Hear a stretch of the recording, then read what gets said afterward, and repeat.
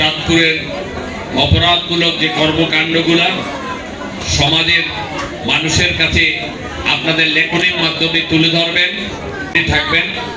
আপনারা একইভাবে এই প্রক্রিয়াটাকে একটি ফ্যামিলি ডে এবং সম্মাননা, যারা ভালো কাজ করে তাদের পুরস্কার দেওয়া, এই কাজগুলো আপনারা করবেন এবং সাথে সাথে চাঁদপুরের অপরাধমূলক যে কর্মকাণ্ডগুলা সমাজের মানুষের কাছে আপনাদের লেখনীর মাধ্যমে তুলে ধরবেন।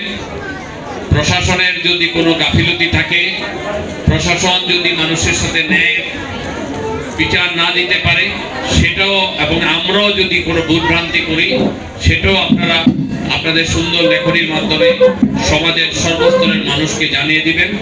এই প্রত্যাশা রেখেই আমি আমার বক্তব্য এখানেই শেষ করছি। হ্যাঁ, শেষ করবো না? না, ও একটু বলেন, আমার কথা শেষ করতে হবে। আরেকটু, যদিও আরেকটা অনুষ্ঠান আছে, অসুবিধা নেই। আমরা আসলে যারা ইলেকশনের সাথে ব্যস্ত তারা আসলে অত্যন্ত ব্যস্ত। আপনাদের শুধু ভালোবাসার টানে আসতে হয়েছে।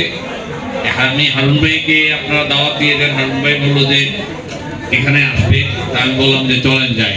আমি আসলে নামাজটাও এখনো পড়তে পারি নাই। আপনারা ক্ষমা সুন্দর দৃষ্টিতে দেখবেন। আমি আজকের এই প্রেস ক্লাবের এই অনুষ্ঠানের আমার বক্তব্য এখানেই শেষ করলাম। আসসালামু আলাইকুম।